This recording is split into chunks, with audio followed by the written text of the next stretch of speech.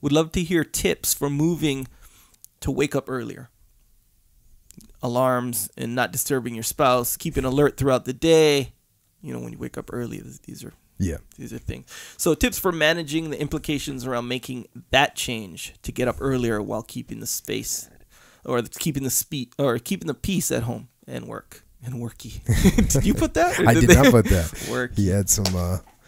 He either made a typo or he's on the inside with the. What that is that's an homage to the Portuguese accent. Yes. Brazil. Well, no, it's a homage to the fake Portuguese accent. No, it's the real one. Worky? Yeah. Well, anything adding like E at the end, like it'll come out. Oh yeah. Yeah. It can be exaggerated though by certain people. Right. Myself included. Yeah. Okay, so how to wake up in the morning. Number one, let's talk about one important piece. This: how do you do it without disturbing the spouse? Because we don't want to make the spouse angry. No adversarial relationships with the spouse at 4:30. No, not at 4:30. So one of the things, real easy one out of the gate, get an escalating alarm. So what that means is it starts off quiet. Sure. And it gets louder. It gets progressively louder. I am a much lighter sleeper than my wife. So this is not that big of a deal to me. And I can't answer. I've slept with roommates that wanted to sleep, you know, like in the military, you know, you got bunk together or whatever.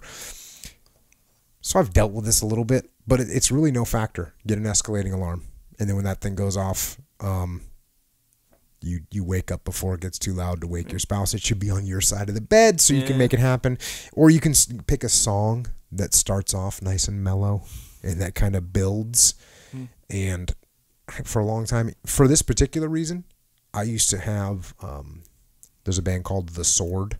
Sure. And they have a song called Iron Swan. And it starts off nice and mellow. And if you don't get up in time, it's coming. So you gotta. So it's like a kind of like a game within the game right there, where you got to beat the clock too. Yes, you know? You got to beat the clock. You got to get up and turn that thing, because otherwise it's and then you're too late. What is it? Black Swan? No, Iron Swan. Iron Swan. It's The Sword. By The Sword. Yeah. Yeah, because there's times in my life where I will put like the ultimate shocker of a tune in my playlist that if I need to get up and I need to get up and get on it, like there's a song called Repeat Process by 100 Demons. That song will get you out of bed. It will get you out of bed. When it kicks in, it just comes. It's like an explosion happens in your room. There you go. And it's a great song by a great band. But anyways, but in this case, you don't want to go with 100 Demons. No. You don't want to go with Repeat Process. You want to go with The Sword, Iron Swan, or an escalating alarm. Now, once you do that, you got to have the gear pre-staged. The morning gear has to be pre-staged. So, so we're not in the dressing. We're not pulling open drawers. We're not flipping on lights. We're not searching for stuff. No, we get up. We walk out of the room. Yeah. Quietly. Stealth mode. Then you get to either the bathroom. Now, if you have the bathroom en suite, maybe you have some stuff staged in the other bathroom in the house. So you just walk right out of the room, shut the door, and you're good. You made your escape. Yep. You know, and I'll tell you another thing. Little heads up. Make sure that you that you turn off your secondary and your tertiary alarms. So if you're like me and you sleep with multiple alarm clocks, if you leave, because they go off sequentially, right? You know, you got your first one, iPhone. Then you got your second one, battery powered. Then you got your third one, wind up. The wind up is the gnarly last one with the right. If you leave that thing, if you forget to shut that thing off before you walk out, you can hear about it. You can hear about it because now when it goes off, it's a startler because it doesn't go off. I mean, 50% of the time I'm up before the alarms. But if you leave that one on there, it's a startler, and then your spouse is waking up in a panic mode because now they don't know where it is. There's effort. They're being attacked. It's a gnarly situation. So shut off the secondary and tertiary alarms, and then get out of the room. And then maybe you even have your toothbrush and your toothpaste staged in another bathroom or in the kitchen or whatever. You got your workout gears not in a drawer by the bed where you're pulling that open, making that racket. No, you just get up and you leave. So then that's how you do it. That's how I do it. And again, I have an advantage because my wife is a pretty heavy sleeper. She gets mad that when I come home from a trip late at night, I do some unpacking in the night. That can be a little frustrating for her. But anyways, that's what you do. Now, the next piece of this question was for alertness throughout the day. What do you do to stay alert throughout the day? I think one of the things you got to do is check your diet, right? Check the diet. Make sure, in my opinion, make sure you're not ingesting a ton of carbohydrates, because those are going to make you tired. They're going to make you excited or make you fired up for about 20 minutes. I don't know. Haven't had them in a long time. For like 20 minutes before you eat them. Like right when you... Actually, that's really what they're for. Yeah. Or like, instant energy, yeah. Yeah, so, well, and they put you to sleep. So when you eat it, it's... Basically, the really basic sequence is I'm going to do some output. You know, in the wild, I'm going to go hunting, whatever. You know, I'm going to gather, whatever. Do some output. That expended some energy. I'm going to need some energy, and I'm going to need some rest. When you get the energy, carbohydrates, food, in any way, serotonin, all these other chemicals that induce you to go rest. That's the sequence. That's the process. Don't forget about insulin. Yeah. Because the insulin also makes you, the insulin's going to make you tired too. So check your diet. Check your diet. I just had a guy on Twitter. Oh man, he's like, hey man, I'm tired during the day. I'm dragging. I was like, well, check your diet. And he's like, well, I think it's okay. I'm drinking a lot of energy drinks. No, not good. The energy drinks are addictive. Yeah, they're tasty. They're addictive, and they're filled with sugar most of the time. So you're going to get a major sugar rush, and then you're going to crash. So you got to be careful of that. Also, you don't want to be on the crazy amount of caffeine all day, and that's going to mess up your system as well. It does the same thing as the sugar, the caffeine rush, and then the crash. That's the same thing. Even more than sugar. Yeah, and well, I'll tell you right now. People ask me all the time, and they're surprised that I work out without caffeine in the morning. But I'm telling you, give it a try. Yeah. Because it'll be harder. Maybe it's harder for you to get out of bed. Maybe it's harder for you to get ready. Maybe it's harder for you to get into the gym with no caffeine. And maybe it's harder for you to start your workout with no caffeine. But once you start the workout, I don't think it's going to be that big of a deal. Yeah. And if it is, good. Make your workout harder.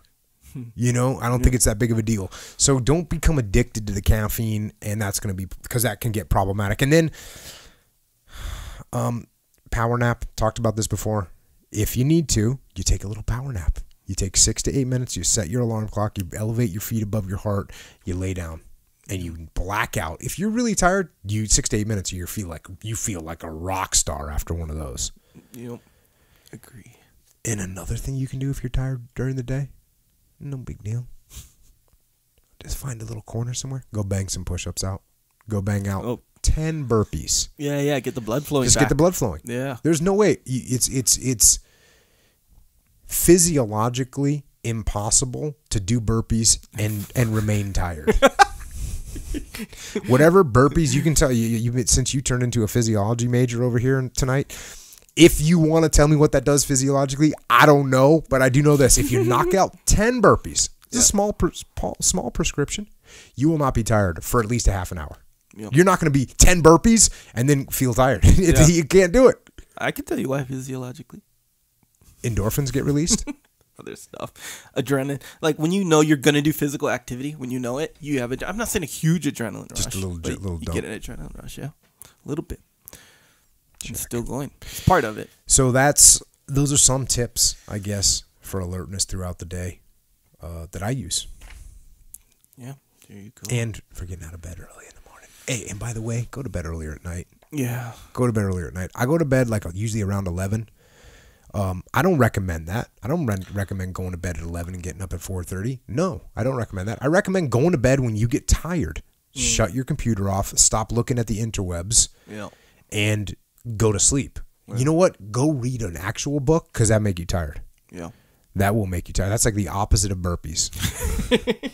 Go read a book, and just sit there, and you will get more tired. Yeah, unless it's like a real exciting or interesting book. Yeah, I want to read some more. Of course. Yeah. Don't read Blood Meridian before you go to bed. Yeah, and you're a fast sleeper. Yeah. That thing where you don't need that much sleep. But yeah. Yeah, the no sleep thing, that'll get you so quick. It'll promptly put you into a crash the next day. Yeah. I don't know though. You can power through. Well, I don't know. If I can go the next, man, even when you had the latest little baby. Yeah. You came in here on a couple hours sleep. Yeah. You were like rolled in here, ready to record. You sat here, you got after it. Yeah, it's true. And there's all these different little Doesn't that make you realize? Yeah. It makes you realize how much more you can do. I think a lot of people, Absolutely. It's like this, and I don't want to go into this full subject right now, but the other day I did a 72-hour fast, right? Yeah. No food for 72 hours. And there's a bunch of reasons we could talk about it. Maybe we'll do it on a later podcast. I will say this, though. One small thing. If you go 72 hours without eating, it recalibrates your hunger meter. Because we just think, I haven't had a donut in 2 hours. I'm starving. Right. Like, no, you're not starving. You're not even hungry. Not even close to hungry. So recalibrate that thing. Do a fast. Even if you just don't eat for 24 hours, you realize that most of your hunger signals that are coming to your brain are lies. Yeah. And I'm not saying they're lies like, don't eat, but I'm saying you don't need to eat. And how liberating is it? I was having so much fun. I was on this fast, and I'm just like, don't even need food. I don't need food. I don't need to eat. That's the ultimate control, right? Yep. What? I don't need food. Yep. Food is if you're weak. Yep. You know what I mean? It's that type of. You get that mentality going, and then guess what? Now you go on a travel day, and you go, oh man, I'm going to be in the airport all day today, and I don't know what I'm going to eat. Don't eat anything. Yep, you're capable. You're totally capable. You can go 72 hours. As a matter of fact, you can go like 30 days without food. So going 3 days is not that big of a deal. It's not even that big of a deal. Yeah. When I just did this 72-hour fast, it was just not like I did everything normal. I went to jiu-jitsu. I worked out. I did squats. I did pull-ups. Everything was normal. Mm-hmm. Everything was normal. It's not that big, crazy deal. We just get so accustomed to just feeding the machine all the time, and you gotta have a meal every 6 hours, and it's so at our fingertips. Yeah. But it's also this is what I realize. It's so inconvenient to have to eat all the time. I know, man. That's whack. You're right. So it's kind of nice to just eat, once a day. Just put a big old steak on and get after it. Yeah, I mean, and again, there's all kinds of people. There's people that know. This is one of the reasons I don't like talking about this particular topic. Is because there's a lot of people that like study this and know a bunch about this and know all these facts. So if I go and do the research, well, I know the facts too, but I'm not going to sit here and quote them, right? I don't have the in-depth knowledge that Peter Attia has on fasting. You know what I mean? Yeah. Or Dom D'Agostino. Those guys, they're doctors. I'm not a doctor. Yeah. I'm a knucklehead. And another thing is people, what did you do to prepare for your fast? I was like, I didn't eat. Yeah, I was with Leif and we were on a trip and we had like a lunch and then we did a gig that night, and I don't like to eat before I do a gig, and then after that we stayed up a little bit and did some work, and then woke up in the morning, had an early flight, and then I came home and I wanted to train, so I worked out, and then I got done with that and I went and did something else, and the next thing I knew it was 24 hours. Like, you know what? The next day I didn't feel too hungry, so I said, and then just held on. So it wasn't no preparation, just got after it. Again, people, don't do this. This is anecdotal. Check with a physician or whatever you got to do. Don't listen to me. Yeah, as far as like a recommendation you should do, because you are different, and 72-hour fast, I dig it, man. But I think really kind of the point that you're making, or one of them anyway, I think is absolutely true. So you're, a lot of it is like habitual hunger, but it goes beyond just like psychological habitual. It's like physiological. It's like, okay, I'm used to getting food every 4 hours. Right. So when the 4 hour mark comes around, physiologically, your stomach's going to be like, where's my food? Yep. Your mouth's going to be, where's my food? And then after a while, if you're like, hey, you don't get food this time, your stomach's going to go, okay, sometimes we don't get food. Yeah. So let's kind of act right, and then when the food comes, okay, we'll do that when that happens. The recalibration is real, though, because then after I started eating again, and then the next day I go, I'm feeling hungry, I'm going to eat something. I go, I'm actually not hungry. So why am I eating? Why am I eating if I'm not hungry? Yeah. It's my mind is controlling me when I should be controlling my mind. Yeah. You know? So, and that's another thing where there's nothing new, right? Your mind is so strong or whatever. So you can trick yourself, and this goes for sleep too. So if you think that you got 9 hours of sleep, you'll be way less tired than, okay, let's say two people, exact people, they're identical twins, right? Identical life experience, whatever. One guy believes the next morning, okay, they both got 8 hours sleep. One guy believes he only got 4 hours sleep, and one guy believes he got 10 hours sleep. Typical placebo scenario. Yeah, but that's how your mind, it knows. Like, basically, it's your mind accommodating what it thinks the stimulus is. So the other twin, the 4 hour sleep believer, he's going to be way more tired. And he's going to be like, dang, where's that nap I was looking for and I need or whatever. The other guy, imagine if you woke up every day and you were like, I only got 4 hours of sleep and I'm going to crush today. Exactly right. That's my point. I actually believe I work better on less sleep. How you like them apples? Exactly. And that's what was going to be my point there, where you're like, I've told you that before. Yeah. I've told Echo before that when we're getting ready to record the podcast, the day before I record the podcast, that night, I like to sleep less, like 4 hours, because I feel like it sharpens. I'll tell you what, to be quite honest, what I think it does, it brings my emotions a little closer to the surface. So like you feel like I'm kind of under attack, so I better harden up right now. I better like get my troops ready. No, it's not that. It's like, no, this is what it is. I can get more, like when I'm reading something, I'm more focused on it. I'm more into it. Like actively? Yeah, because I think when I'm well rested, I'm like rock solid, right? I'm just like, oh yeah. When I sleep less, I'm a little bit more exposed. I'm a little bit more vulnerable, right? Mentally. Right. And I need that. Right. Yeah, because otherwise I just become very detached.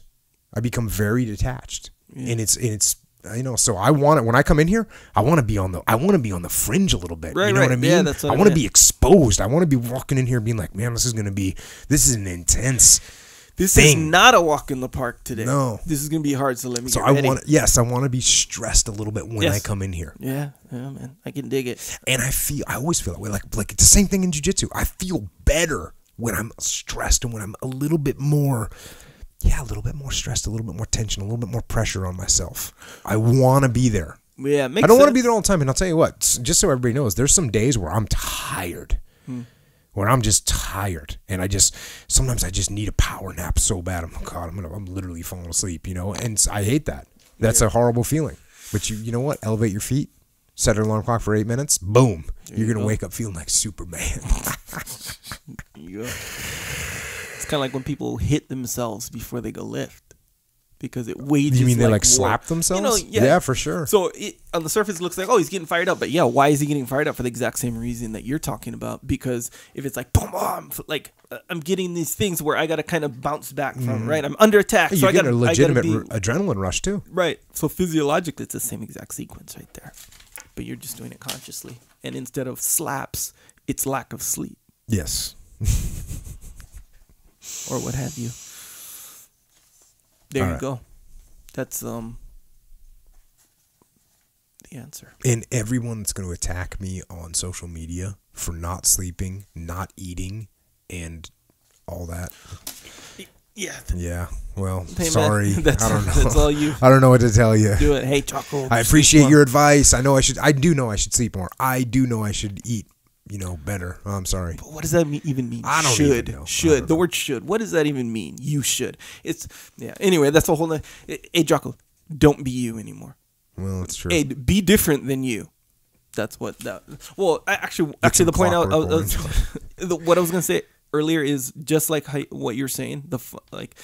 You're not citing all this science and making claims about how this is going to benefit you or nothing like that. That's not what you're doing. It is anecdotal, and I think the point is that if you push yourself through certain situations and you prove it to yourself that you can function just fine with 5 hours sleep rather than 8, 1 or 2 times or whatever, or however many, that you can do that. Like we talked about this before, where you get kind of dependent on certain things, and then to the point where you believe that you can't function without it, whether it be sleep, whether it be coffee in the morning, whatever, or eating every 4 hours. Like when I was really into like weightlifting and bodybuilding type stuff, I remember thinking, man, I gotta hurry up and eat.